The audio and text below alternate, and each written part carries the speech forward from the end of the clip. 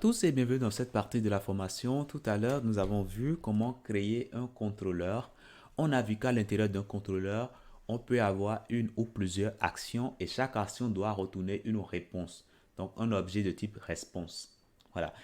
Et nous avons vu également que pour que l'action soit choisie correctement, il faudra faire une configuration, soit avec une annotation, ou bien il faut venir au niveau de route.yaml ici pour faire la configuration. Mais cette façon de faire ici, en venant au niveau de route.yaml ici pour le faire, bien que c'est bien, ça marche, mais c'est pas vraiment ce que nous allons utiliser parce que ça nous fait perdre du temps. Ici, si on peut déjà directement le faire dans le contrôleur, c'est beaucoup mieux que d'aller chaque fois de l'autre côté pour le faire.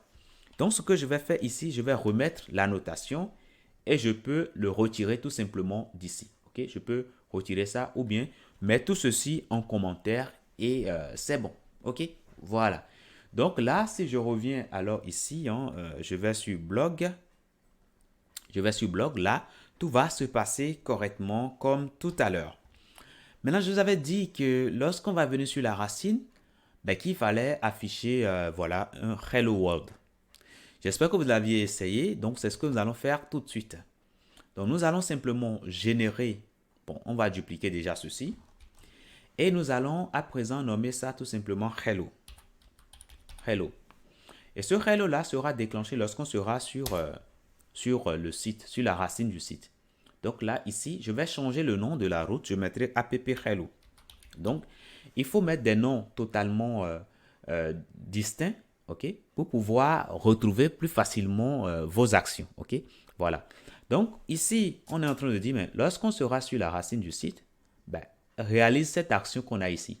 Alors, au lieu de faire this render, on aurait pu simplement utiliser tout simplement un objet response, ok.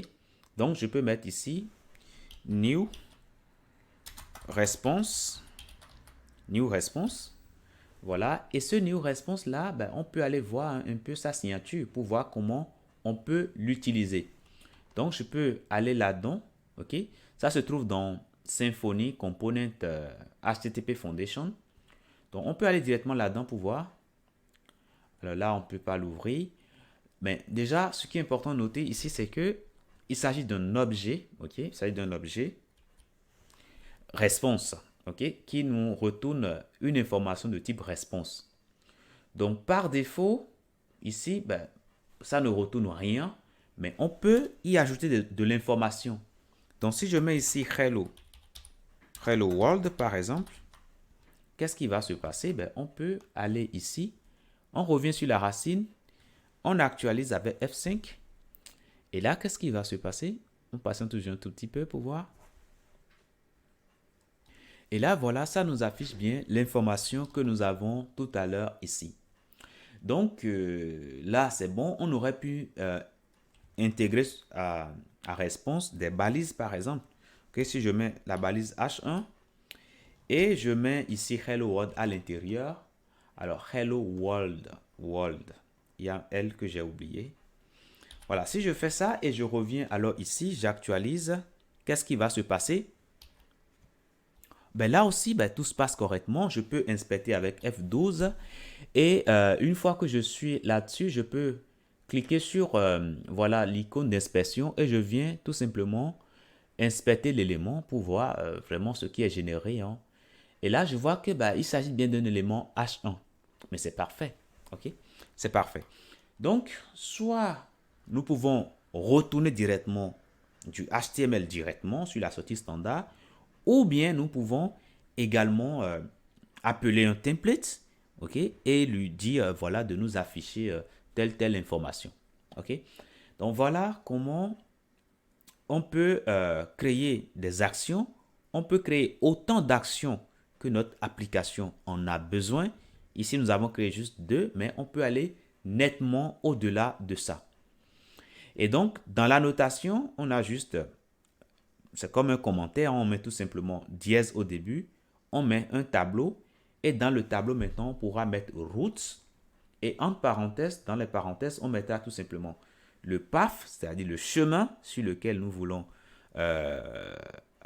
le chemin auquel nous voulons lier notre action. Et après, ben, on donne un petit nom, par exemple, à notre route. Alors ça, c'est pas obligatoire, mais il faut penser à le faire parce que après, lorsque vous aurez envie de faire des redirections plus tard, ben, vous aurez simplement à appeler le nom de votre route et ça va se passer de manière assez rapide. Donc voilà pour ce que je tenais à vous dire dans cette partie. Désormais, vous savez créer des actions. Vous savez également faire les annotations. Je vous dis merci et à tout de suite.